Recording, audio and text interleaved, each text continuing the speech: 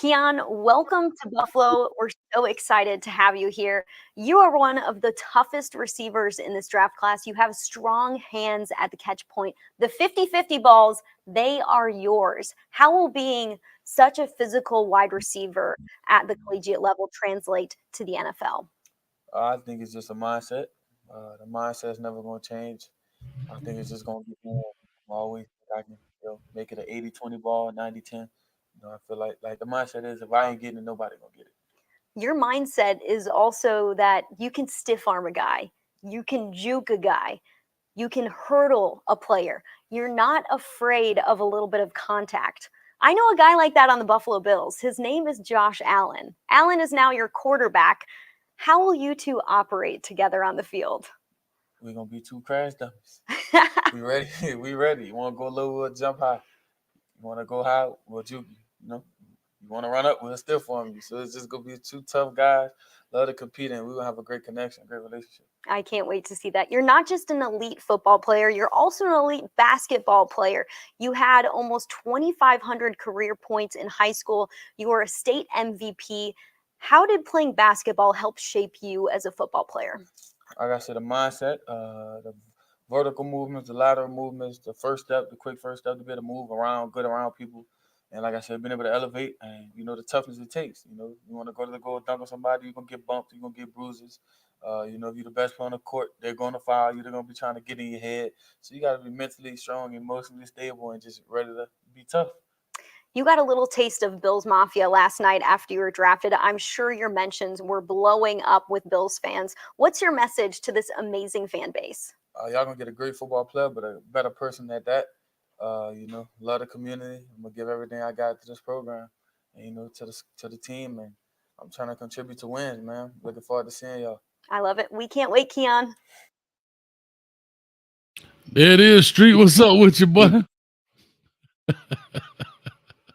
Still on mute, dog. He's still on mute.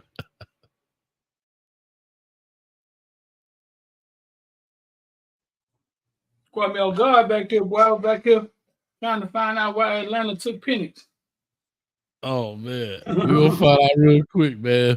What's going on, man? We on Hayes Street, man. We already got 90 in the building, man. We in a new spot today, man. We in the NYC, man. We in New York at Bryant Park, man. So we just hanging out, chilling, man, seeing the people walk by, enjoying the beautiful sun up there in New York.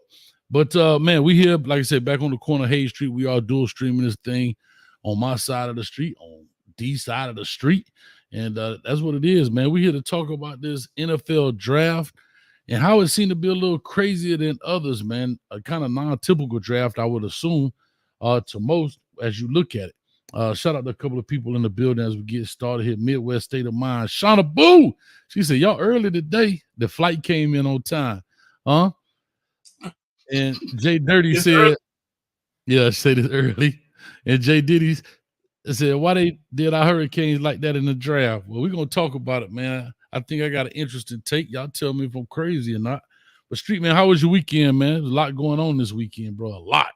Transfer portal, NFL draft, this, that, and the third. It's crazy. Yeah, a great weekend, man. Busy following this draft and all these kids, where they're going. Few nice stories too, man. In the draft, man. Footballville, we were part of a couple nice stories, man. We're gonna get into that too about this draft. Okay, all right, man. So we call it crazy, and well, let's talk about the opening clip there. Keon Coleman went viral, I guess you want to say. It wasn't that particular clip, but a clip about, he was sitting there getting ready to do his press conference there in Buffalo, and they started talking to him about his jacket and so forth. And it goes to show some of these young men their innocence, right? To different things and the way they view stuff, or maybe lack of exposure, or maybe being exposed and knowing how to navigate this stuff. They get a lot of money, literally. The check goes into their account. As soon as they sign, they get their signing bonus in full. All you gotta do is give me that that Chase checking account number, and there you have it. You went from $25.38 to $25 million to $25 million and 38 cents. So Talk to me, man. What's up with these shorties, man? As you look through this, you follow quite a few, kind of from the part one up to now, man. What's been your take on some of these kids you've had opportunity to follow, man, and see their lives change just over, like literally within seconds, overnight? I mean, that's literally what happens. I've seen guys. I've seen guys family oriented. Call their family every day. Get took out on a yacht.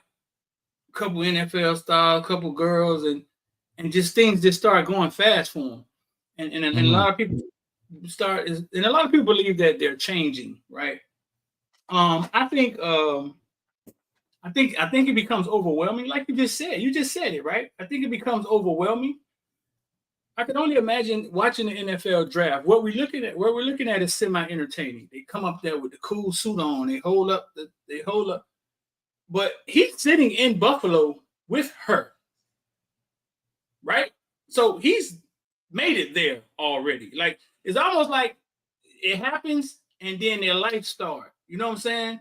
Boom, they gone. They in the city. They have them do this. Now think about this. Now, what if it's one of these kids from one of these small towns, right? Mm-hmm. They haven't seen much. Went to another small town and played in Tuscaloosa, Tallahassee. Simple life. And he's thrust into, boom, 20 million in his bank account. He's somewhere out in goddamn St. Louis, Arizona somewhere, right? He already wasn't set up ready for it. Everybody calling the phone. They pulling him here, there. He in Arizona. He don't got nowhere to live, and I think it becomes overwhelming for him.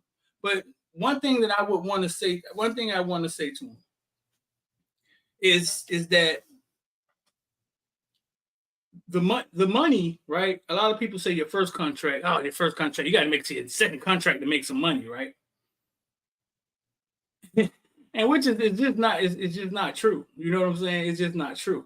I think like Cam Kitchen's contract popped up last night. Third round contract popped up and they showed what he had. I think it was $5,800,000 up front to sign. And I'm here to tell you this, bro. If you took $800,000 and just put it in anywhere, any main stock, and just left it there, in 3 years, it's possible you have more than your contract was. The problem is when we get the money, the only thing we know how to do is spend it. That's why everybody pays attention to the first contract, and it doesn't have to be that. Yeah, I can definitely agree with you. But I think a lot of people don't realize how fast money drops in the draft, right? How fast. So Caleb Williams got what, 40 something, 25 million 40 million guaranteed, 25 million something signing bonus, something like that, right? Something astronomical, something crazy. Right.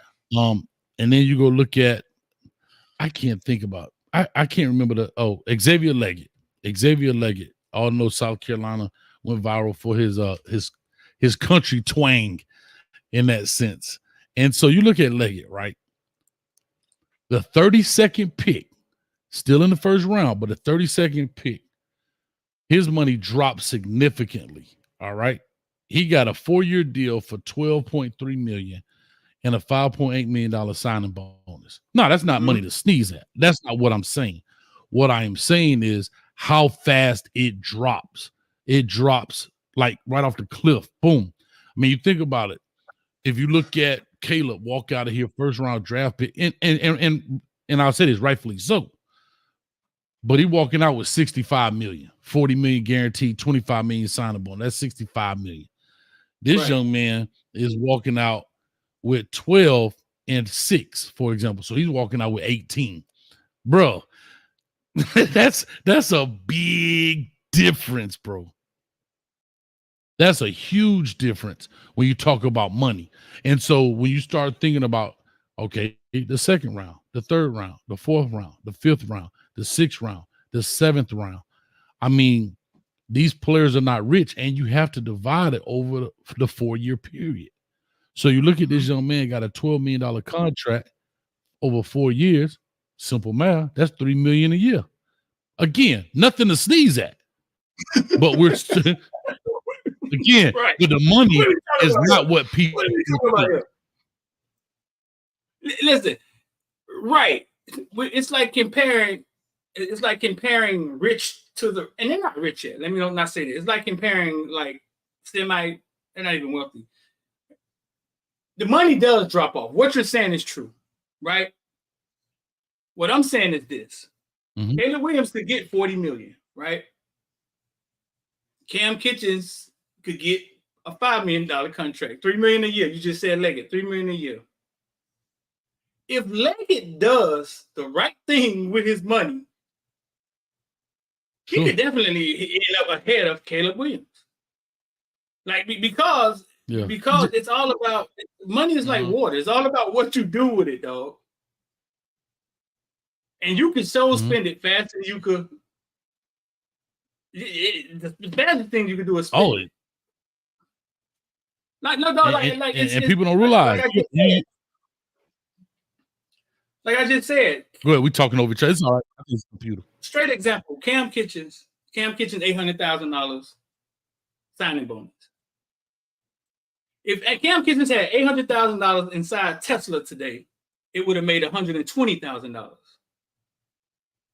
This is what I'm saying. What I'm saying is that it's not how much they got. It's how much they be spending, dog. It's how much they spend. Listen, bro. Agreed. And to your point, right? And then again, people that don't necessarily understand taxes. Uncle Sam gonna stick his hand in his pocket. Right. Then the agent gonna get his. Mama got to get theirs. It's a lot of people you got to try to, not say pay off, but you're going to take care of things. Maybe mom got outstanding bills, whatever, so forth. Yeah. Of course. The reality you got to have a trainer. You got to have this. Yeah. But the reality of it is that literally in order to prosper, they literally have to live like a normal person. You know what I'm saying? For like Alvin Kamara, say he doesn't really cash his checks. He lives like a normal person, $40,000 car. They have to live like a normal person and watch their money actually work for them. And then maybe in 3 years, 5 years, they can, do whatever you want to do. But you have to live like a normal person. And it's kind of hard when you come from a place where everybody think you just saved them. There you go. Or everybody thinks, yes, it's kind of hard. And again, right? Yeah, and again, it's the image too, right? I'm a pro athlete. I can't go in there with that I can't go in there with a Coach Hayes chunk. I got to have the rapper starter kit. I got to have the 5, 6 of them. I got to have my number on there. I got to have the car. I mean, think about this. You're an NFL player. You're a young dude out here, 22, 23, 4, 5, 6 years old. So when you bring old girl to the crib, and I'm just saying, she expecting to see, whoa, and you bringing her into the 2-bedroom apartment with the Marshalls stuff and IKEA furniture. That ain't what she expecting. So that's what happens to a lot of these guys. Just calling a spade a spade. They feel like they have to live up to the and they say, man, you got to deal with the Joneses, and these guys don't necessarily have it like that. Again, not saying that this is chump change. Now, Caleb Williams can go out there and spin out a little bit, just a little, he can spin out. But you go look at Xavier Leggett. Yeah, you go look at Xavier Leggett. He may not have enough to buy mama a house like that, because now you got to think about the taxes, and it is all the like you say, the operating costs that go with it. And that's just, I just want to put that out there, man. But let's talk a little bit about this draft and why I kind of said it's crazy. We look at 6 quarterbacks taken. Michael Penix gets pushed up. He was projected as a 2nd-round guy, gets pushed up, goes to Atlanta Falcons behind Kirk Cousins, who signed a big deal, and everybody's scratching their head like, what? Why? It's just, it's just different. Like, for example, right here, man, I'm sorry to go back. Panama Jack said, give me $1 million and I can live off the interest. You right. But you forgot, you got to give Uncle Sam about 400,000 of it. So you ain't even got $1 million no more. And I know you know that. I'm just saying that's what Right. people think. They see, the number, and they don't realize before you get that, you better put it aside because IRS is coming to put your behind in JAIL if you be playing around. And so yeah, man, that's what it is, man. What do you think about the 6 quarterbacks going in the first round? Is that kind of unheard of? Well, I think we all knew it though, right? Like we all knew it. I had did my own little list of quarterbacks that were available, and most of the list was guys that wasn't even in the league yet, because the list was guys that's in the league and guys that was coming in the league, and Penix and Drake May. We knew it was a deep quarterback draft. Jaden Daniels and Drake May and Penix and Joe Milton. I think what the NFL understands is if you hit on one of these guys, they change your franchise. And if you get the right guy, they can change your locker room, they can change your franchise, they can, you know what I'm saying, they could put asses in seats or seats in there, whatever. Yeah. And so that's why I think we see them so willing to give those guys money and take them off the board. How many went in the first round? 6. That's what we say is crazy. You normally don't see 6 go in the first round. Right. That's quite a bit. I mean, I don't know the average of that. Maybe the fact checkers could definitely tell us. But again, why it was also crazy, the first 15 guys that went, or 14 guys that went in, 15 guys that went in the draft were offensive players. That's another thing too, right? You normally see, a kind of mix here and there. And I'm looking at it. You had the first 3 picks were quarterbacks. Caleb, Jaden Daniels, Drake May.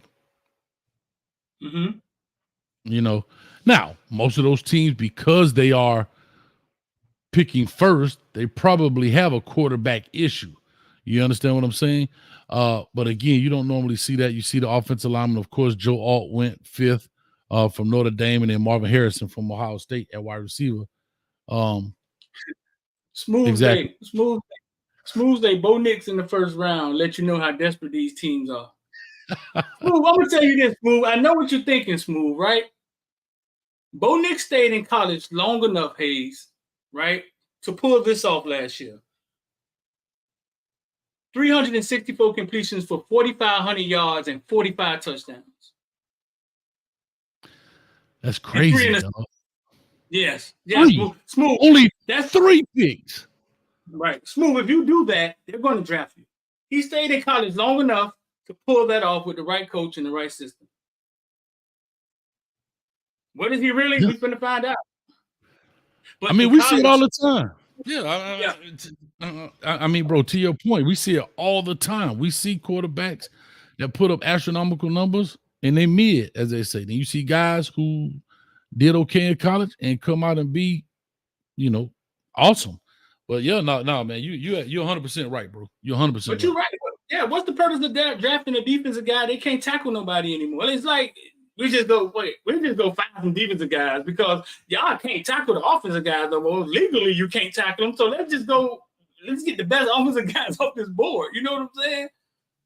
No, that's fair. Real quick, I want to do a quick shout out, man. I got to clap my dog up, man. Shout out to my son, Joe Milton, getting drafted by the New England Patriots, man, the 6th round. Quarterback for Tennessee, man, formerly Michigan. Y'all clap it up for my dog in the building.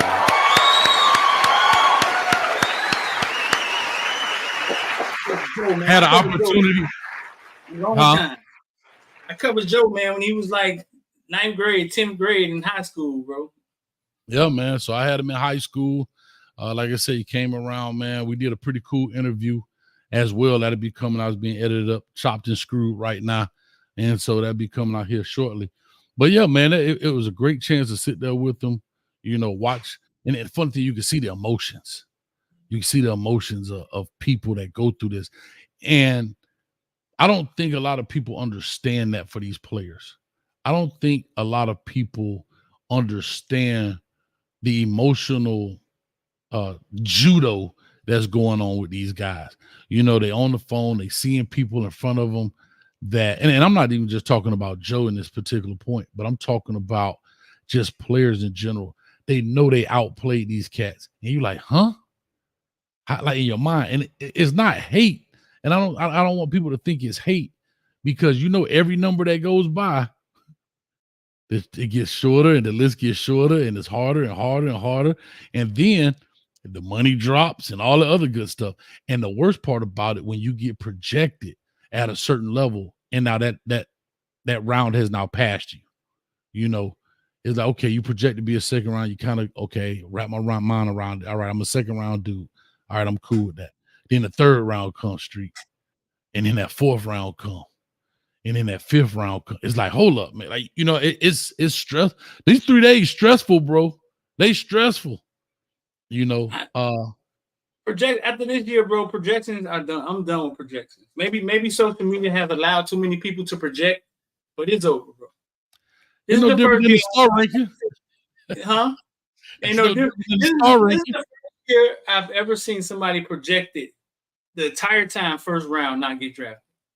I've never seen it. I don't recall ever seeing it. And I'm sure it maybe has happened before, but I'm talking about Leonard Taylor was projected first round every time I saw him, in a mock draft or something like that, throughout the years. And for him to not get drafted without a bong video coming out of him, or without some girl coming out saying he touched him, nothing like that happened. He didn't get drafted. Now I'm gonna tell you this, players, turn this up. Before the NFL draft, the NFL pays the private investigators to follow all the guys that are potentially going to get drafted. That's how much money they got.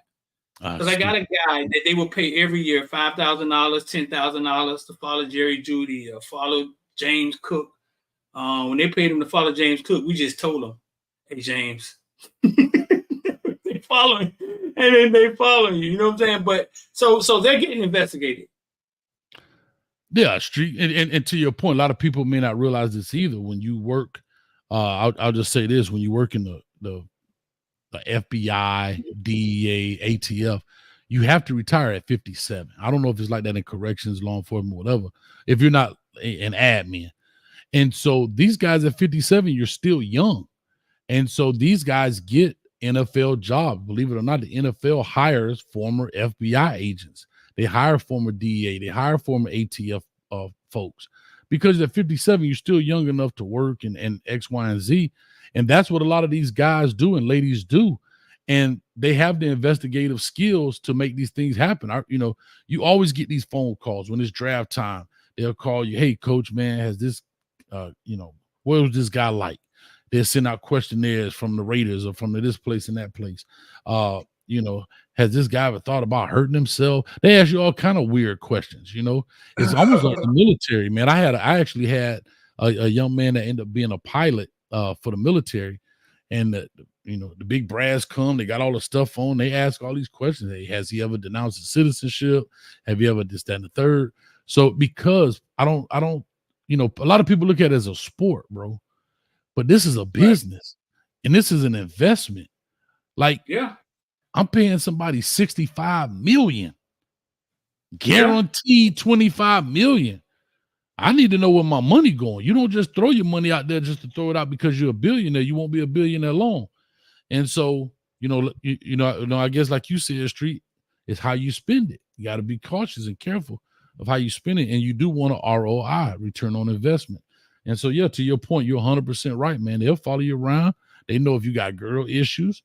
They know about things you thought they didn't know about. It come up. Right. It comes up. Yeah. You be like, I ain't know they knew about that. How they know about that? Yeah. Yeah, bro. You're right. It's an investment. I mean, people giving up their money, but they taking their money serious. They trying to make sure they stock gonna go up, not down. And speaking of that, that's why they went in. Remember Jamarcus Russell? Right after that, and that's when they started with the Sam Bradford had the big payout, and they were like, hold up, dog. Wait a minute. Wait. This is getting out of control. We got to put something in here. We got to put a guardrail in here because we losing a ton of doggone money, and these dudes not even watching tape or whatever the narrative was on Jamarcus Russell. But But yeah, Let me this is the ask you. first time. Okay. I had never seen that before, bro. I had never seen that. No indication of it. We just watched it happen. Like I had never seen that before. Have you ever seen anything like that? What's that? What do you mean? First guy projected first round and just don't come off the board. Yeah. Well, it's not often, but it's usually a scandal that hurts them, not their performance. And so what you're saying, you're right. But I did want to say it's usually because everybody in the fact check, well, he did this. Usually it's a scandal behind it, not about your performance. So to your point, man, it's almost getting like the star system. It's almost like throwing out that $1 bet for the $1 million win. If I'm right, I'm gonna look like a genius. If I'm wrong, yeah, whatever. No big deal. I lost $1. That's just I think they're looking at it now. But if I go out there and say this guy who had a subpar performance goes in the first round, I can make right of the year, win a Nobel Peace Prize for guessing draft picks or whatever the case may be. You understand what I'm saying? But if I'm wrong, whatever, people forget about it, move on. I mean, hell, how right has Mel Kiper been over these past 30 years? It got to be a site out there called where Mel Kiper is wrong.com where they just get all his stats. But I used to talk to Mel Kiper once every year. We used to get a chance to get on the phone with him and ask him about your local players. And what I've came to the conclusion about Mel Kiper, Hayes, and in the comment section, if y'all in here, about to drop a gem on y'all. It doesn't matter if Mel Kiper was right or wrong. What I realized was that he was very entertaining. He was even entertaining to listen to on a phone call. Mm-hmm. He would be on a phone call with all these different writers and media guys from across the country, and they would ask him about anybody in live time. Hey, this is Joe Jake from Iowa State. You think we got a chance to get our boy Billy Bob drafted this year? Billy Bob got a chance, man. 6, 7 round kid, got big feet, and he would do that on the phone in live, bro. One of the most amazing things, dog, and I realized that this is just entertaining to watch. Mm-hmm. It don't matter if he's right or wrong in the end. It's just to watch somebody spew information like that, with the head slicked back, looking like Elvis Part 2. Yeah, he was just entertaining to listen to, even on a phone call. Yeah, and again, those kind of guys, it's just like commentators. I swear, like when John Gruden went back to coaching, everybody does what they want to do. But when John Gruden went back to coaching, I thought I was the dumbest thing in the world. And here's why I say that. Commentators are truly giving their opinion. How many commentators been fired because they were wrong? None.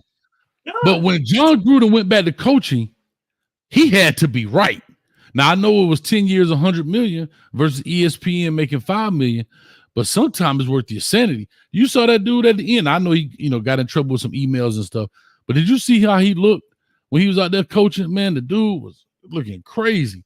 And sometimes it's just sanity, bro. If you're gonna pay me 5 million to get up there and talk the game versus 10 million a year to coach the game, I'm taking the 5. I'm taking the 5 because I'm never wrong. I have much more longevity. I can be entertaining. And like you just said, I don't always have to be right. Yeah. What I call on here. All right, look at this play right here. They're running trip set. They can run a slant with the wheel route and they run the ball. Right? Straight up. But if you're coaching and you have that same mindset and you try to defend the slant and they run the dive for a touchdown, bum, bum, bum, bum. Bro, that could be your job, dog. That's the difference. That's the difference right there. No, we got a donor in here, man. Go ahead and read that thing, man. Cost Kane in the building. We got Cost Kane. Cost Kane. My cousin played for Browns O-line 3rd string. He told me you have to pay taxes for every state you played at. Crazy. Every state you played at? You got to pay taxes in every state you travel to? Or he's saying if they get traded, like you get traded this year, you got to pay taxes in Detroit and Miami? Is that what he's saying? I really don't know. He might have to clean that up a little bit for us. Now I do know some. I do know Send us another $10, Coach Kane, and type it again. Type it again. We got you, dog. We got you. Hey, we'll give you a discount. Go ahead for $9.99. Do it for $9.99. You can type it in. Since you said got another now, dono here, dog. There we go. Another dono. Falconer TRX for the 305. Coach, we got to ride with the young men we got. I believe you, dog. I'm with you 100%. What are you talking about? I don't know the context of what he's saying. I believe he's a Hurricane fan, so he's probably talking about the Canes. Yeah, he probably talking about the Canes and all the transfer portal kids they're getting. Probably so. But yeah, I think that's where Falcon is going, man. Big Kane fan. Look at that truck though, bro. Look at that truck in the picture, man. Sure wish I could get one of those. It used to be Falcon X. Now he's Falcon TRX. That's the name of that truck right there.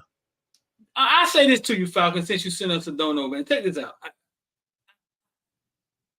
We're watching college football just totally change.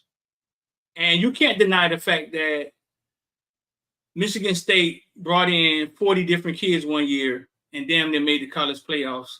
Florida State was transfer portal U last year and went 12-0. You can't deny the fact that it's working for some teams. And you also can't deny the fact that these coaches' contracts are on the timeline. You're going to be a Kane fan forever. Mario ass might be in Congress. He have 2 more losing seasons. He might be running for mayor or some shit. You know what I'm saying? He have 2 more losing seasons. So after underachieving 1 year and then underachieving year 2, Mario probably thinking we got to win. And also bringing in talent, right? Bringing in talent, I think, creates competition. Sure it's a cutthroat. It's a cutthroat thing. Hey, I'm gonna bring in a guy that's gonna either make you better or make your ass get on a bus. And that's what football. That's what it is at the highest level. You understand? Yeah, you got 5 stars walking in Alabama and Georgia, and other 5 stars tell them, "Hey man, hold my bag." and that's when your competition is A1, and the coaches don't have to answer a lot because Restrepo either got to get better or get gone because Ray is on his ass, and that's when your team is getting your better. locker room is doing what it's supposed to do. Right when your wide receivers dropping passes and ain't nobody to put in, you're in trouble. Yeah, true story. And I'll just say this to you. I always had this saying, competition creates extinction. Competition creates extinction. I used to tell a player all the time. Bro, Extinction? Explain to him. So what you just explained it. No.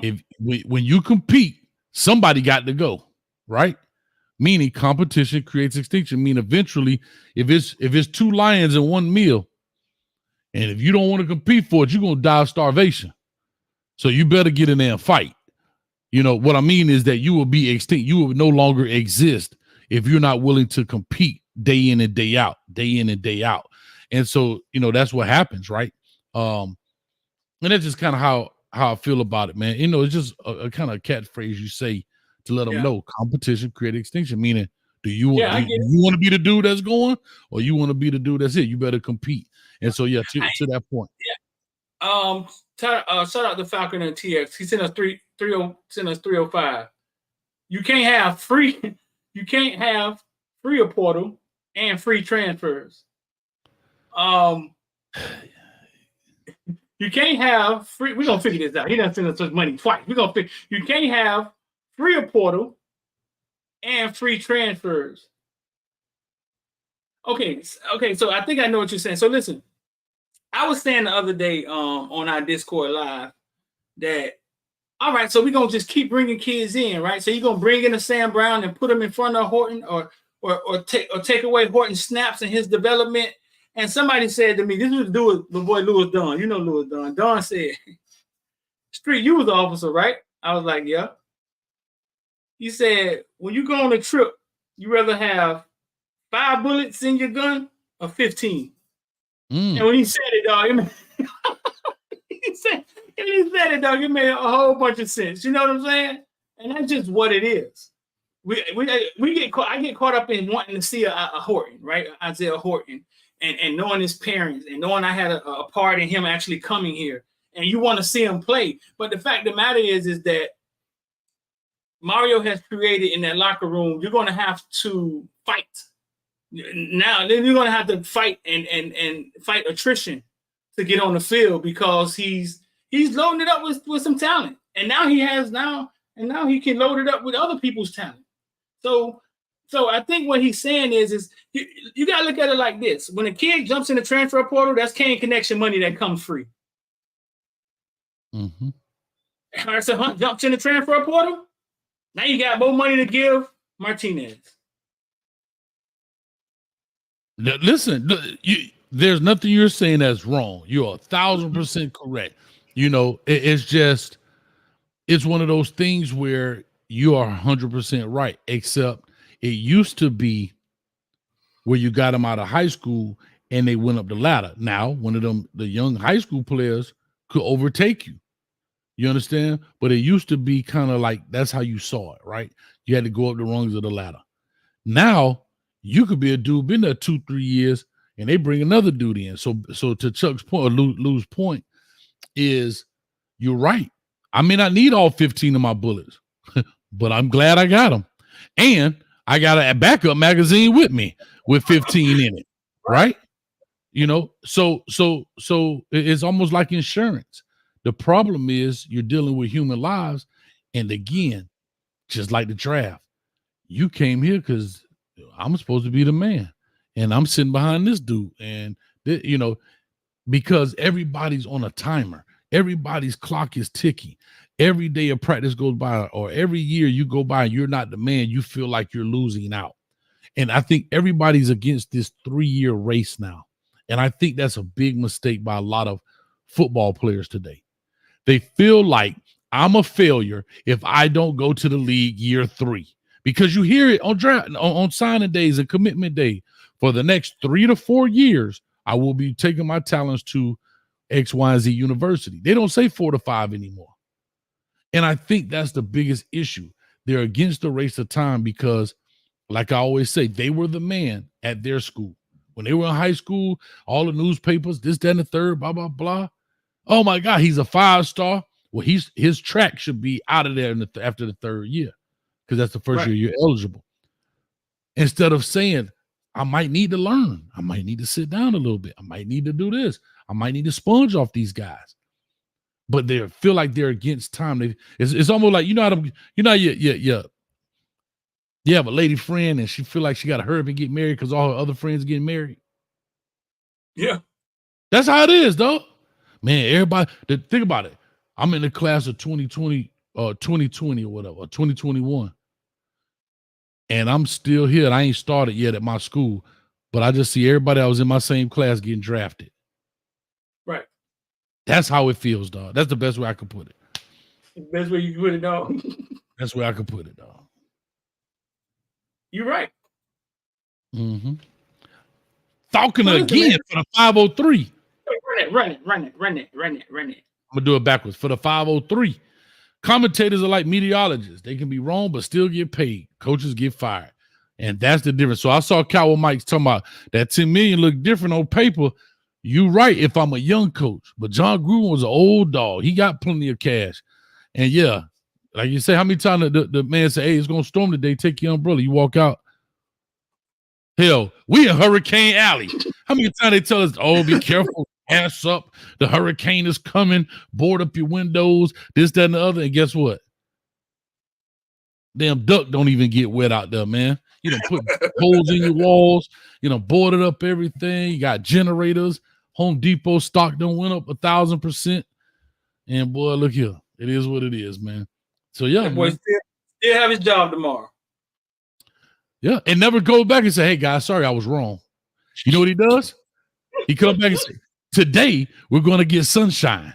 He don't ever go back and talk about yesterday. So, yeah, you're right. Boston and Miami just kicked off, man. Boston up 6 points against Miami in the first quarter. Listen, hey, story time, man. I got a story to tell, dog. Ooh, I like it. I got an old story to tell, bro. I like it. First of all, we're gonna watch the greatest high school football commercial ever, and then we're gonna tell a story about this young man, Jarvis Brownlee, who was drafted yesterday. The Browns. Warrior, that's it. That's it. No, that's it. If they cut us open, the only thing that's coming out is orange and black. They said 1, 2, 3. You don't know my name. Hey, two we here, boy. Two, boy.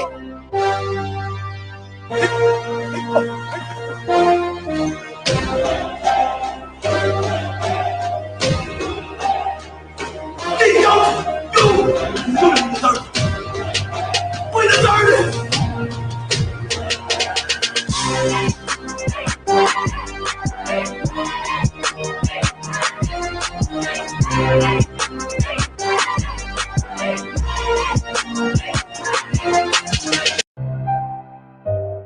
Okay, this was a commercial created by Battle, and it was kind of promoting that book bag right there. And this right here is Jarvis Brownlee out of Miami, Kansas City, right?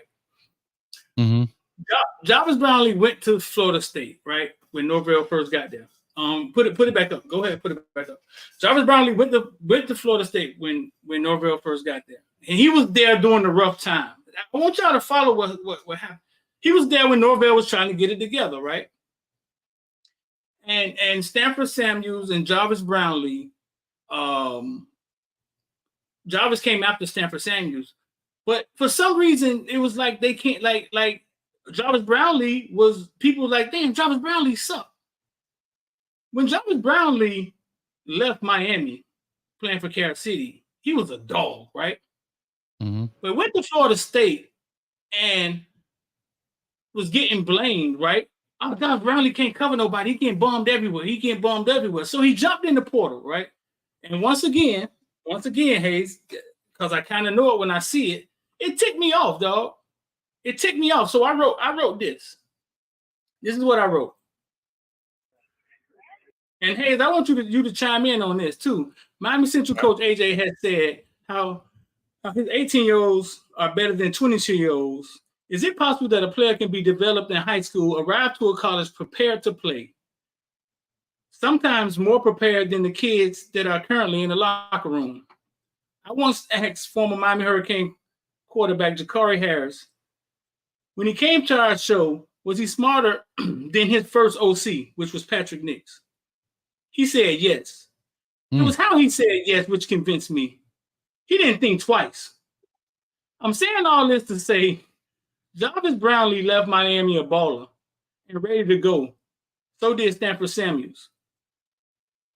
And what I was saying was that, is it possible that these kids leave high school dogs, right? Walk into a program at the wrong time and get blamed for all the sorry shit that the coach doing. Jarvis Brownlee, and this is when he jumped in the portal, right? Oh, he can't play, and then so he ended up at Louisville. Goes to Louisville, have a stellar year. That was him versus Jacoby George in the end zone with the pass. Jacoby was crying about being pass interference and all of that at the end of the game. That was Jarvis Brownlee guarding him. Goes to Louisville for 2 years after being at Florida State for 3 years. And gets drafted in the 5th round. And this is what coach said to him when he called him. Yes, sir, no doubt. We need that. We need that South Florida, Overtown, Carroll City. We need all that. We need a little bit of that here in Nashville. Yes, sir. All right, hold on. I'm going to let you talk to Coach Callahan. What's what Callahan say? Gotcha. What's up? What's up, my guy? I have no idea what Rand was talking about, but I'm all in. I don't know what all that was, but he said we need that Miami, Kansas City, Overtown. Bring that with you. You know what I'm saying? With you up here with us to play. But hey, what I was saying was that I knew Jarvis Brownlee could play. But at Florida State, he looked bad. Stanford Samuels looked bad. And sometimes I think the program is falling apart and not the kids. And they end up at a program at the wrong time. That's fair. Yeah, Ja'Cory Harris left Miami Northwestern a smart quarterback. And we saw it in the beginning, and we saw it at the end. Mm-hmm. But what you think about it, Ace? You coach high school football. You coach in college. So here's what I'll say. First thing is I'm gonna go back to this conference right here. Before I read this donut, we got two new donuts. That guy that was sitting there, I don't know who that brother was sitting there, but that's part of why we be in those rooms, because you heard what the coach say. I don't know what he was talking about, but I'm down for it because Right. they can't relate. I'm not saying all, nothing's 100%, but those are the things we talk about of why you see brothers in the room. You heard what he said. I need that overtime, that Chaos City. You could tell, right? Yeah. And the guy picked the phone. I don't know what he was talking about, but I'm all for it. And that's a part of it. That right there, what you saw, is a part of what's going on in college. That's why I brought that up first to tie back to what I'm about to say. Okay. But before I tie in that, must get a donor love. Falcon again for the 305. 1.5% of kids play in the NFL for more than 4 years, as well as Falcon for another 305. Miami men hit the league and get degrees to get paid. Appreciate it, man. Thank you, Falcon, man. Much love. Thank you. Falcon showing love today. Yeah. So I'm going back to tie it in. Uh-huh. You may get a coach that can't relate to you. He can't get all of it out of you. Right. See, one thing about this game, if you don't mind, I'm going to take this down. I just feel like I want people to see my face because I got something to say. One thing about this game, it ain't about X's and O's. It's about getting the soldiers to fight for you. That's what it's all about. Mm-hmm. Street, you're a Marine. You didn't know why you were going to fight. You just knew what your orders were. You didn't know we was going to fight because this dude shorted us on some oil money and this, that, and the third. You there to carry out orders. Yeah, right. And the problem is a lot of coaches may be smart on the board, may be smart in the X's and O's, but they can't get the dog out of them. Right. A lot of coaches can pencil you to death on a board. He could scheme up the Super Bowl winning, but guess what? It don't mean nothing if you can't get a dog out of them. Mm-hmm. And that right therein lies the problem. So when you say, is it times that players can end up at a wrong place? Sure it is. Is it the coaches say, and I despise coaches that, oh, he too dumb to learn the playbook. You recruited him. Right. Be a teacher and teach. And and another part to your point of what you wrote in that I'm gonna just call it an article. Don't think that every college coach, because he got a school logo on his chest, is a guru. They one play away from being a high school coach or being a Pop Warner coach. Mm-hmm. Football is football. And guess what? You got coaches like AJ Snipes, hell, even myself. That's one opportunity away from being the next Nick Saban. See, it's all about the opportunity that's given. And sometimes those opportunities are just not given for whatever the reason is. Same thing when it comes to these players. When it comes to these players, you got to get them to run through that wall for you, dog. Because you know what? Your pen only goes so far until he snapped the ball. Your pen is theory. I always said this. Your pen is 2D, two-dimensional. But on that field, it's three-dimensional. You remember that joke? It wasn't a joke, but I remember Bobby Bowden talking about Peter Ward. He said, yeah, I drew up this perfect play for Peter Ward. I'm going to kind of jack it up a little bit. I don't remember exactly. Well, I told him, you're going to catch the ball here. Be careful. A guy going to come. You're going to spin off him. Another guy will come. You're going to put your hand on the ground. You're going to get up and stumble about 2 or 3 steps. You're going to stiff arm this other dude. No, ain't no coaching that. That's players. That's player shit. That's players. Yeah. And I'm going to say this last part because I'm getting him a coaching back. I always said this about football. This is how football is designed from a coach to a player as you teach it. Alignment, assignment, play ball. Right?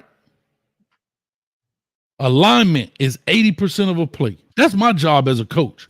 My job is to make sure D Streeter is lined up properly on these plays. 10% assignment.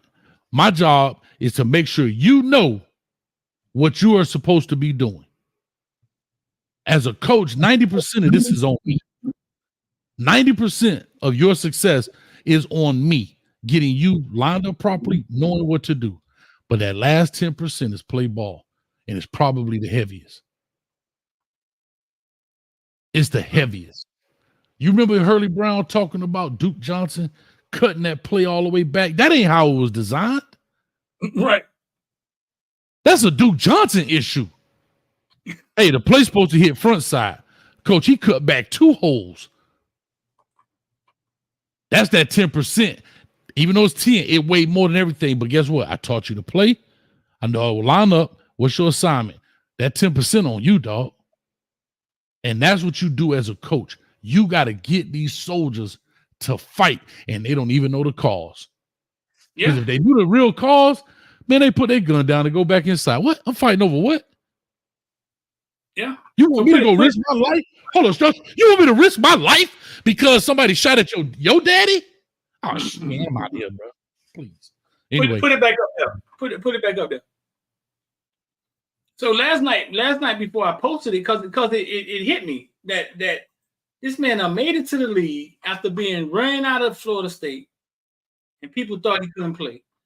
So when I hit him up, so last night I hit him up and I was like, I sent him a message. I was like, hey boy, remember this? And I'm gonna show y'all what he said. What did he say? Because he just got drafted. I didn't think he was gonna answer the message this week. I thought he was gonna get to it like next month sometime. next month, halfway through the season this year. Let me see. I can't even find it. I thought he was just gonna get back to me later. It's in here somewhere. Okay, it's down here. Right here. I said, hey boy, you remember this? He said, yes, sir. I appreciate it, fam. So when I posted it, he just came to the post and he was like, I appreciate you, because in that moment, I know he was feeling, you know what I'm saying? I know he was feeling kind of bad. Like right here, this way he commented at. I appreciate you, my guy, right here. I know in those moments, man, I know players are kind of like feeling like, damn, I'm transferring. I was Jarvis Brownlee. Now I got to transfer and go find a school. And this was before NIL. So sometimes I just reach out to him and be like, boy, you good? But I thought about that post because I was like, man, Jarvis Brownlee could play football. Sure you can. Yeah. Like, but also what I knew was that Florida State was failing a lot of guys. That's what I also knew. They was going through transition. You know what I'm saying? They were down. And sometimes when you see these guys getting bombed, you're only blaming them because you see them in the camera. Right. You don't know if they helping out. You don't know if they, you know what I'm saying? You don't know if they done left they man, somebody else done jacked up, and now they trying to, you only blame the person you see in the camera. I agree. And I tell people one thing about sport, your boardroom is on television. We don't see the same mistakes they make at Apple, IBM, Google. We see the finished product, right? And guess what? All we know is at the end of the day, they do some kind of update to fix whatever they did wrong. Right? It's masked as, oh, it's just an update. But they probably messed it up. Right. In sports, your boardroom is on TV every Saturday, Sunday, whatever sport it is, respectively. And that's the difference. That's the difference in sport versus anything else when it comes to business. You know, and so it's super important, bro. It's super important for people to understand this process and how it works. But in order to be, in my opinion, to be a great coach, you got to get the best out your players, dog. I swear, dog, if anybody ever put me in a group chat, I'm going to fight you. I hate them, dog. Why do people put me in this group chat, dog? Bro, I despise it, dog. Why? Bro, you hear my phone? Ding. It's because you doggone Apple lovers, right? Because soon as somebody say one thing, everybody got to love, like, emphasize, love, like. And then the other Apple, you love, liked it, like, love. God dang, dog. Right. Anyway, So, I'm sorry. I'm back. Falcon X TRX in a $3 more, dog. Ooh, let me hit it. Miami men hit the league, get a degree, and get paid. That's some good words from Falcon X, dog. Hit the league and get a degree and get paid. I agree, dog. Again, somebody sees something in them. Right. They have the three things that coaches can't coach: size, speed, and heart/effort. That's what they possess. And one thing about coaches, they feel like they can teach the rest. I can teach you how to backpedal. I can teach you how to read the defense. I can teach you how to shed the block. I can't teach size. I can't make you 6'5", 280. Right. I can't teach speed. I can't teach effort, but I can teach the techniques. And so that goes to show you the kids, the young men that we're getting, they have those three elements. And then when they go to the league, they shine. Right. The last thing I want to talk about is this. People look at the NFL draft like it's like the best player goes first, right? And the worst player goes last. Correct. That's not really what it is. That's not really what it is. There's a lot of variables that go into it. We were giving away $1,500, right? If you could pick the first 15 picks. And because and there was one pick that if you had him in your first 15, you lost, which was Dallas Turner. Everybody had Dallas Turner, right? In top 10 picks. He ran the 4.3, yada yada yada. But the way the draft works, there's a lot of variables that go in who these teams pick. Mm-hmm. It doesn't have to do with the fact that Brown, like somebody said, so Brownlee better than James Williams? No, it's about which team is up to pick and what do they need. Right. Yeah. And does his skill set fit their needs? See, that's another thing. Right. You can all say who's better, who's not, but what skill set are they looking for? What are they looking for? And guess what? Some people just got favorites. Again, I always say this. Some people see the Mona Lisa as a beautiful artwork, and some people see it as a white lady in a black dress. It's all the beauty's in the eye of the beholder. And the funny thing about it is Latu better than Dallas Turner from UCLA. He went 15. He was the first edge rusher off the board. And most people would have said Dallas Turner's the best edge rusher. But let's look at their skill set. Both of them are edge rushers, but they built just a little bit different.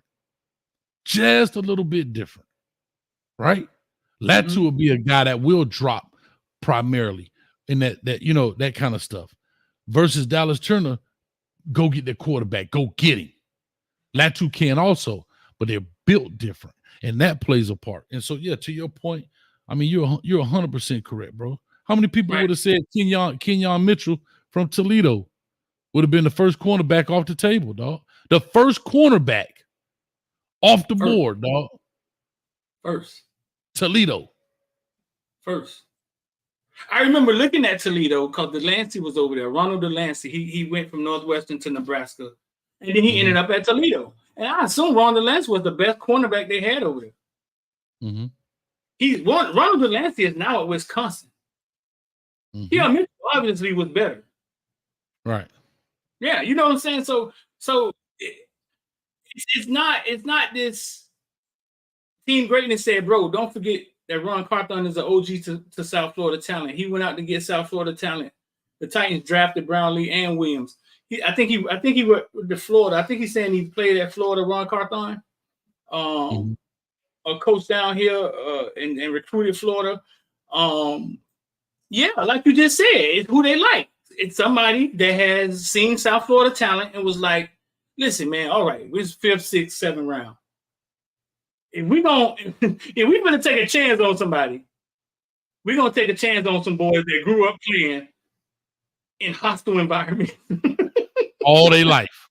all their life. All their life. You wanna hear James call? Put that back up there. You want to hear James Williams phone call? Oh, hold up. What I'm doing? Gotta add All their life. All their life. This is what it sounds like when you get it out the mud, dog. You good, man? Yes, sir. Nah, I already know, man. I know it's been a long journey, man. I know you've been waiting to hear your name called, man. And I know you're gonna bring it, man. I love to hear the emotion. Appreciate you. Thank you for the opportunity. Nah, I know you ain't gonna let us down. I'm gonna let you talk to Coach Callahan, and then I'll jump back on with you. Hold on a second. You good, man? Yes, sir. That's great. Congratulations. Looking forward to getting you here. Thank you. What a cool moment for you. I hope you guys enjoy it. You at home? Yes, sir. Awesome. Well, look, looking forward to getting you here. Got a lot of work ahead, and excited that you'll be joining us. All right, man. So enjoy this day, man. I'm sure Coach Bush is gonna reach out to you so you guys can connect, man. Welcome to the family, man. We'll talk to you soon. Thank you. All right, man. Awesome, bro. That's Y'all heard that? Y'all heard that? Y'all heard got that? me. Yeah, you got me over here feeling all soft, dog. Cause dog, that like I know, like I get it, dog. I get that hustle, that grind, and people take it for granted, bro. I tell story. people, yeah, bro. God. His story. He fighting for a lot of people. He saw his dad shoot his mama. I remember interviewing him and asking him where his parents was, and he was like, "My dad in jail." I was like, "Yeah." He said, "Man, you know, my dad shot my mom," in the middle of the interview. And I knew the story, but I had forgot. My uncle had told me. And then from there, you're wandering around from house to house. You got coach keeping you 1 year, and then you're with your auntie, and then you got a bunch of family. And bro, listen. For people who never came for anything like that, I'm here to tell you that everybody's life isn't simple. I know a lot of people. I saw those guys on 247 Sports talking about Will Norman. Kid went to 6 different high schools and high school. You knew he was going to be a problem. It's not fucking true. I agree. It's not true. I've seen kids go to 6 different high schools because their ass didn't have anywhere to live. Not always somebody hopping around doing something stupid. Yeah. So when you start talking about that stuff, you got to know what you're talking about. Yeah. You know, Street, it's funny you bring that up, man. I'm thinking about James Williams. And I said this before. There are other kids with similar, if not the same stories, and they didn't make it. They didn't get drafted. And here's what's funny. The reason that kind of stuff hit home, imagine somebody tell everybody, it's 814 people watching right now. How many out of the 814 people, 15 people watching, 21 people, 22 people watching right now tell you, hey, bro, I need you to do a 15-year internship and you might get a job. That's exactly what's happening. Think about what I just told you. Think about what I just said. I hope that hits home. That's funny. I want you to do a 15-year intern. Most of these kids been playing since they were 5. Yep. They are 20, 21. Who in here out of the 836 people on this thing right now would take a job, let's say, all right, I'm going to give you a 15-year internship, and it's $1 million of y'all playing. Some of y'all going to get cut off in 3 years, 4 years, 5 years, 8 years into high school. Some of y'all going to play at some of the most prestigious colleges there are, win a national championship, but you're still not going to get the job. You did everything right, valedictorian, top of your class, but you still won't get the job. Most people would have quit. That's why I give my heart, like I love to hear those stories, dog. Not just James because of the adversity he faced, but even the kids that did it the right way. Because, bro, it's a lot of people ain't taking a 15-year internship for a maybe.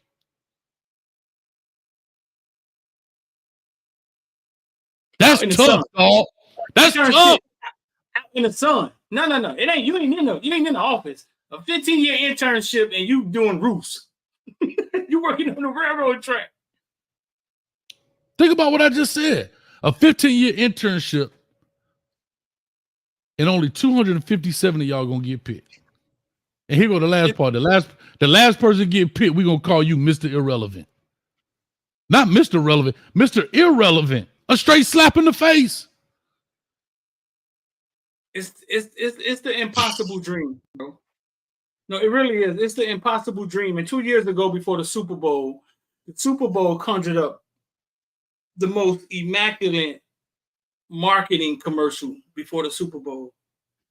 And basically, the commercial was saying it's impossible to make it to the NFL. So you're not going to try. And when I saw it, I was like, yeah, damn it, they got us for another 10 years. And it was showing Patrick Mahomes and Ezekiel Elliott. And it was showing all these guys and was like, yeah, it's impossible. And your teacher said you weren't going to be anything. And it's hard to make it to the NFL. So you tell me you ain't going to try? And I was like, yeah. Well, that's masterful, dog. Because it is impossible to make it to the NFL, dog. It's impossible. You have a better chance becoming a doctor. By far. By far.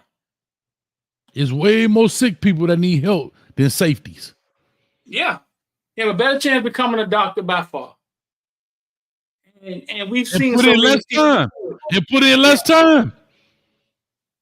We've seen so many people do it that we think it's not easy. That you play and you go to the league, and that's not true.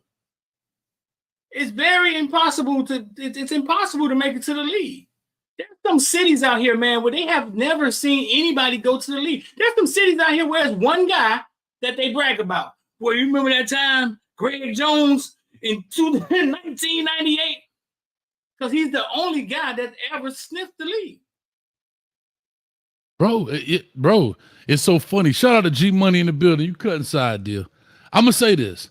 It's some high school coaches ain't never coached a Division I player, let alone an NFL guy.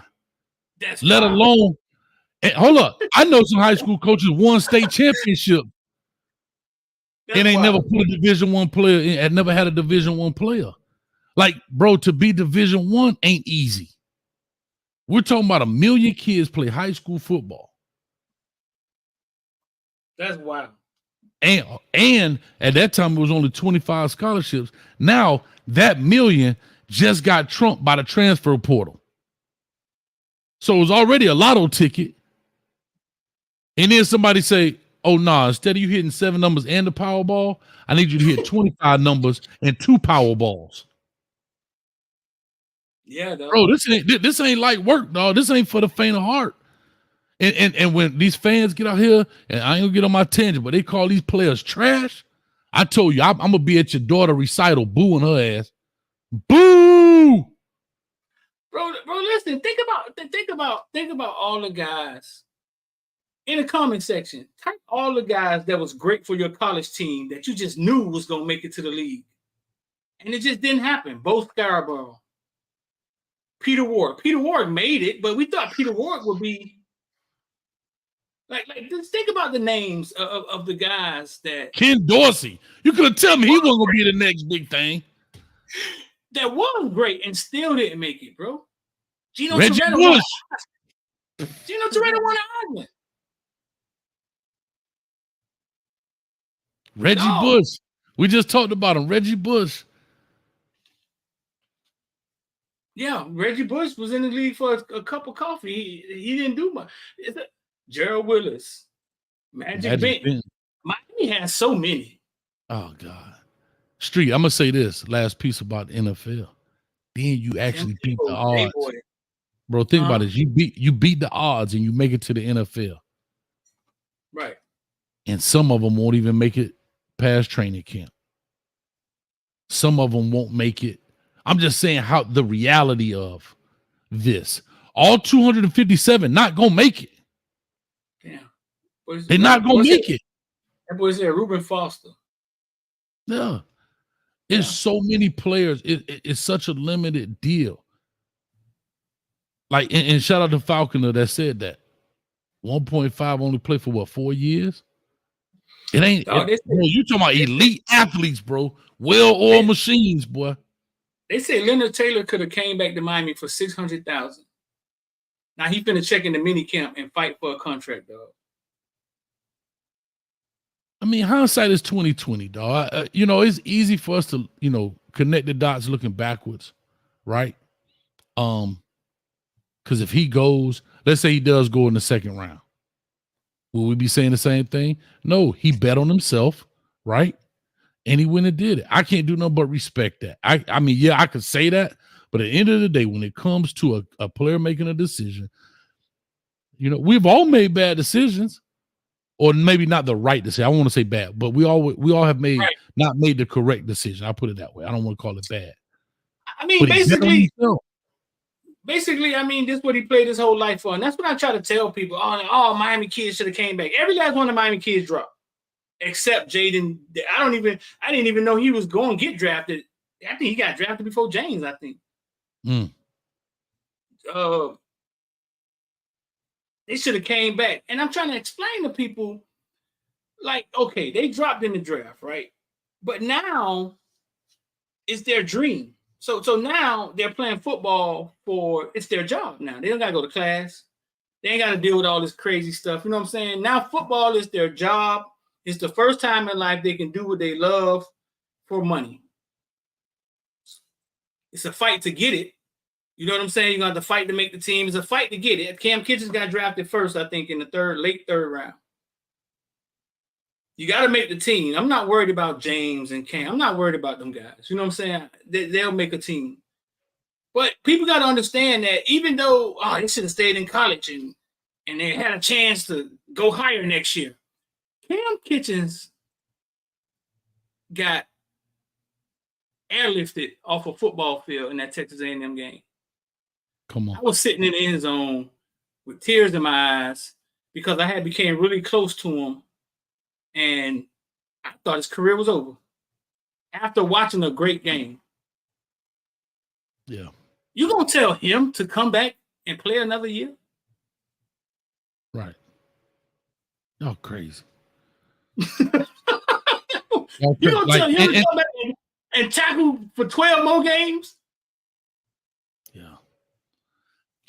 And to your point, right? That's another thing. They still need people in the comment section. Yeah. and people don't think about the injury. People don't think about the injury, man. People don't think about it. And I'm gonna go back to James, man. I'm gonna say this to James. Shout out to you, bro.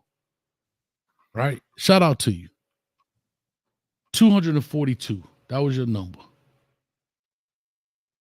And you made it.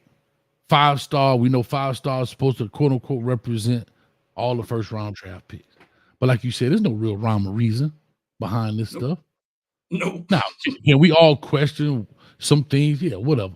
But at the end of the day, you ain't got to be the captain of the yacht as long as you on the boat, dog. And that's what it's all about. You on the boat. And that's part of too that he made it. Because think about it. I was saying, it's emotionally wrecking, dog. You sitting there on the couch trying to keep this face up because the camera's your family around. You trying to act like it's not bothering you. You hear the whispers in the back. Dang, you think they gonna pick him? You think they gonna get him? That's how it go. And to, Big Mama, dang, why they try? Why you don't think they gonna pick him up? They don't know the game. They just they don't know no better. And that's every time somebody says it's a dagger in your ego. But bro, I'm telling you this, James, if you're watching, you made it, dog. Go in there, do your thing, study, whatever you got to do. And ball. We know you could ball. Cam, all of y'all, even Leonard Taylor, whoever, anybody. Shout out to Tatum Bethune also, man. Shout out to a good friend of mine, Greg Bethune, who's the principal at Central. He's now working downtown for Miami-Dade County Public Schools. He was the principal behind the whole Central movement. I actually had him on the show before with the staff, man. His son made it. Tatum Bethune, even though he's a Florida State Seminole, I want to just make sure that I gave him his love too, man. We go back a ways. Nah, shout out to Bethune, man. Great kid. Yeah. Great kid. Miami played at Miami Central. Wait, where did he go first? UCF? He went to UCF first and then ended up at Florida State. And they were not in the Big 12. They were a group of 5 school. Think about that. Yeah, man. He went to UCF first and then ended up at Florida State. Yeah, shout out to him. Real quick, Street, if you don't mind, I want to talk about something because people are kind of talking about this. What's up? I want people to understand, and this is my take, and maybe you agree, disagree, let me know. I know we're going beyond the hour, but we almost got 1,000 people in, 978. The reason you are seeing what you're seeing in the NFL draft, the people that are drafting, I want you to understand this. They are drafting guys who affect the football. Quarterbacks, offensive tackles, wide receivers, edge rushers, cornerbacks.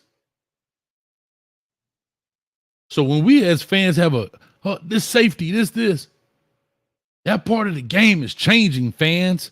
We got to stop looking at it. And I think this is where we make a mistake. And that's why Coach Hayes is here to help you. We got to stop looking at it through our 40-year-old eyes, our 50-year-old eyes when we played in 1982. The game is evolving. It is changing. It is moving. The big burly guy with the neck roll, he's becoming extinct in this game. They're putting more receivers on the football field.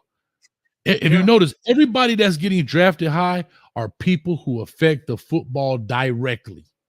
Edge rushers who affect the quarterback. Quarterbacks who throw the ball. Receivers who catch the ball. Offensive tackles who have to block the edge rushers. And cornerbacks who have to stop the wide receivers. Linebackers, a dime a dozen. Dog, think about it. We ain't see a running back leave until the middle of the second. Street? Running back used to be the heart of the game. Yeah. And I want to make this clear. DBs are not cornerbacks. Not DBs. Cornerbacks, safeties. 2 different skill sets. Yep. 2 different skill sets. So shout out to all you people in high school. I keep telling you, if you're big ugly, go block somebody. If you can go get the quarterback, put your hand in the dirt and go make it happen. That's all I'm going to tell you. Because guess what happened? In the first round, they drafted 6 edge rushers. 1, 2, 3, 4, 5, 6 offensive tackles, 6 quarterbacks. 1, 2, 3, 4, 5, 7 wide receivers. You see where it's going? Them offensive tackle draft, them fans be pissed off at them offensive tackle first round draft, don't they? They ain't never heard of them. Whoa! Whoa! They never heard of them. I remember the Dolphins guy, Jake Long. Yeah. Jake Long from Michigan. Yeah. Bro! They be pissed off. Because they want that what? They want that dude that score points and you know his name. But they don't realize the reason that dude getting the big money is because he's the unsung hero out there. You probably never know his name. You never know who he is, except he get called for a holding penalty on 3rd and 2, and now it's 3rd and 12, and you hate him to death. Yep. Yeah, bro. Yeah. I tell everybody, Eric Flowers blocked for Duke Johnson for 8 years, 7 years. And who went draft first? Draft night, Eric Flowers, Duke Johnson was the star, had all the fame. Draft night, Eric Flowers went first, and Duke was upstairs chilling with his homeboys. Didn't know when he was gonna go. Went like 3rd or 4th. Mm-hmm. Yeah. And imagine how you feel as Duke. Shout out to Duke. Bro, you don't broke. Think about it. You have broken the University of Miami record. You know how hard that is? And we talking about 4th round. Not We great. talking You about gotta be. You got Clint Porter saying, "Nah, he legit." You go 4th round. Well, it's rough out there, boy. Just think about that when you sign your son up at PPO next year. Duke Johnson went 4th round. That's right. 4th or 3rd, one of them. Telling you, it ain't easy out there, boy. And look at this. The only tight end, Brock Bowers, because he's just a phenom. Bro, the center from Duke was the first center off the board. The center from Duke.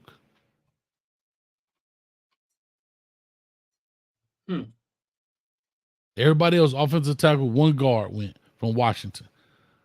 Tell you, if you can go get the quarterback, go get the quarterback. Go get him. Go set the edge. Go affect the guy who throws the ball. Be that dude. Most of y'all couldn't even tell me who Graham Barton is. I couldn't tell you as much as I hate Duke. Center from Duke. Well, what else you got, Street? 1,000 people in the building. Y'all clap it up, man. We got 1,000 of them. 1,000 people in there.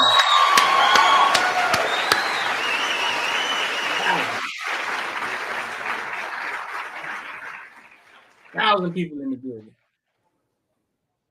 A grand, a K, 1K, a stack.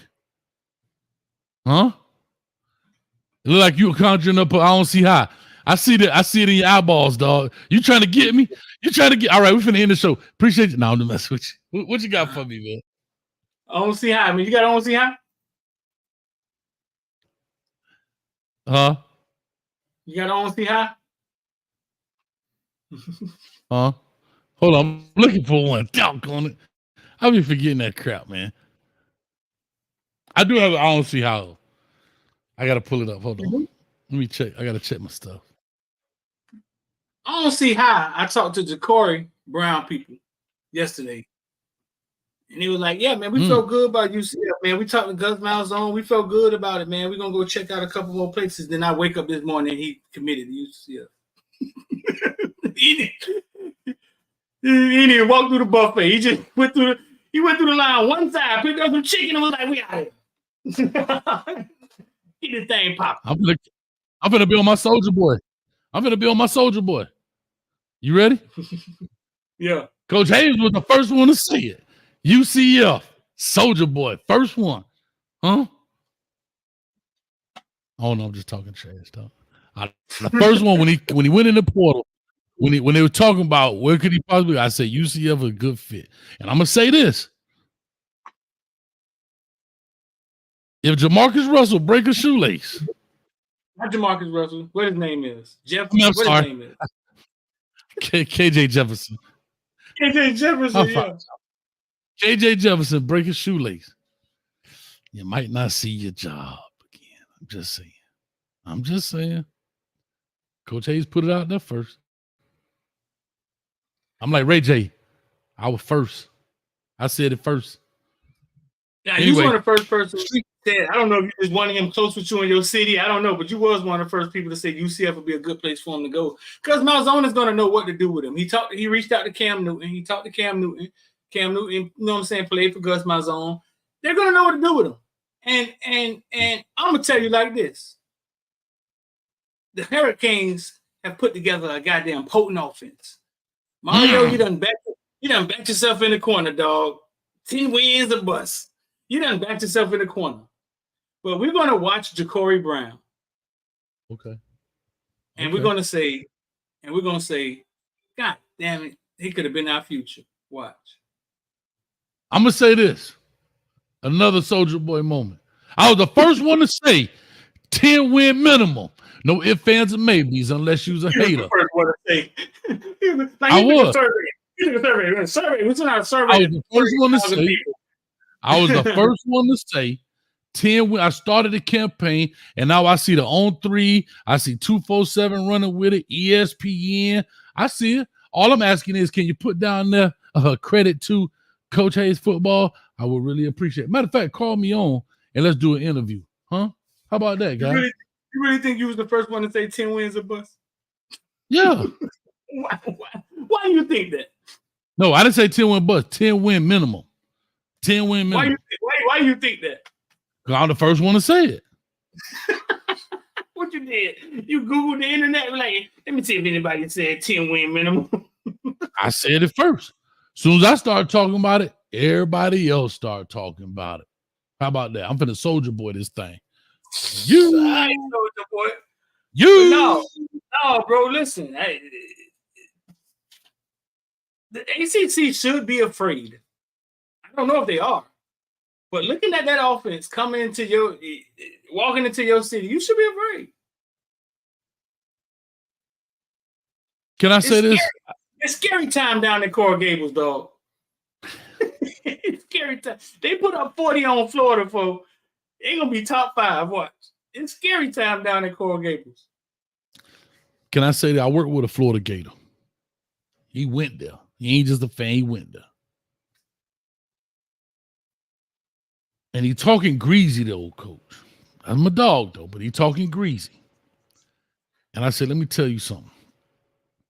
We finna dog walk y'all. We finna dog walk Florida Gator. You ain't got to drain the swamp. There ain't no water in it. Some belt Billy. I hope they start the freshman. I hope they start the freshman. I don't care who they start. I hope they start the freshman.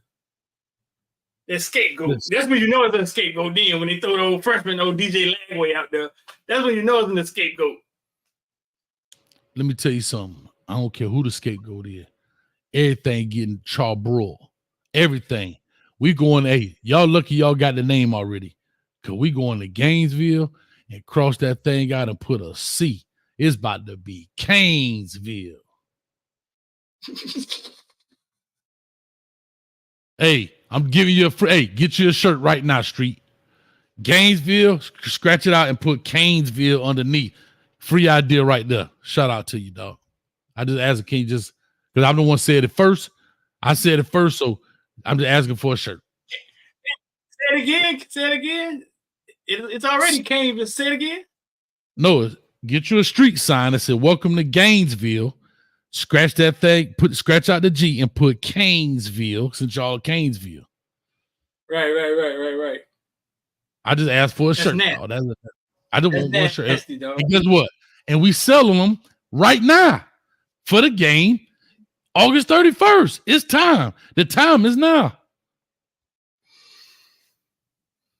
Graham Marks is their quarterback, right? Graham Mertz. Has he been there the whole time? Has he been there the whole time? Man, that boy gonna be counting clouds. No, he came from Wisconsin. Came from Wisconsin. He gonna be counting clouds. That boy gonna be like this. He came from Wisconsin when? 2 years ago, I think. He trash. I'm sorry, I didn't mean to. I'm talking my fan talk, so just let me live. Let me live. I don't really mean he trash. But when it comes to the Gators, I hate them. I hate them. Yeah. 20 touchdowns, 3 interceptions last year. Nah, he was running suicide and he touched the down line 20 times. He ain't got 20 touchdowns. You read that wrong. I'm the mess with you. I just want to put so much pressure. Like, this is what I'm trying to tell you. You edge rushers out there, perfect your pass rushing craft. Boy, when you hit a dude and give him that sweet chin music like this up under the chin, imagine when you hit the quarterback, his eyes like this, and this is all he hear. Watch this, Street.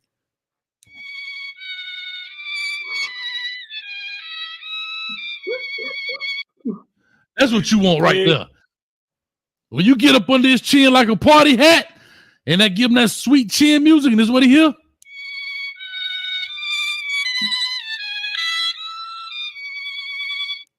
He out of there, dog. What's your own see how, bro? Man, I don't see how my dog tried me like that. He a Florida Gator, dog. Ooh. The dog I work with, dog. I was a little upset, dog. I almost wanted to fight him, dog. But I ain't gonna do it.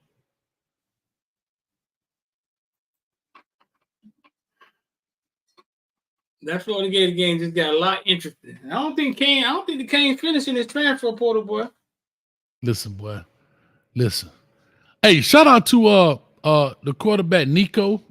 Amaleva. I hope I said it right. Nico Lamaleva. I was with him this weekend as well, man. He got big, man. He ain't no stick no more, boy. I can tell you that. He big old dude, bro. Oh, and you also, with Nico? Yeah, and also the defensive end we were looking at from Tennessee was hanging out with us, man. Taylor Barron, I believe his name is. Yeah. Yeah, man.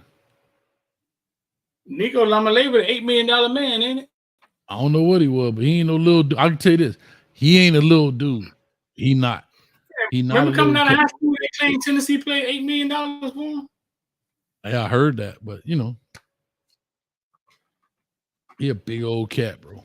But I mean, what I'm saying, he's not a he's taller than I thought he was, and his lower legs are bigger than I thought he was. So shout out to him, man. Nico Lamaleva. All right, man, let's get up out of here, dog. All right, dog. We out of here, man. Appreciate y'all, man. 1,100 people in the building, man. Thank y'all so much for coming through. Make sure you hit the like, share, and subscribe button. We here Monday through Fridays, 7-ish p.m. Eastern Standard Time. Make sure you come through. Holler at us, man. We ain't no telling where we'll end up. Right now, we in Bryant Park in New York City, but we might end up in your neck of the woods. Who knows, man? But with all that being said, I'm out here. Street, any last words? Always bet on black.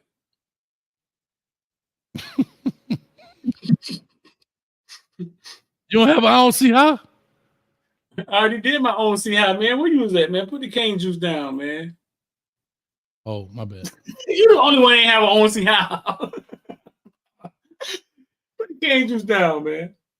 What's wrong with you, dog? You all right? My bad. Footballville mama so black, she got marked absent at night school. We out of here. Peace.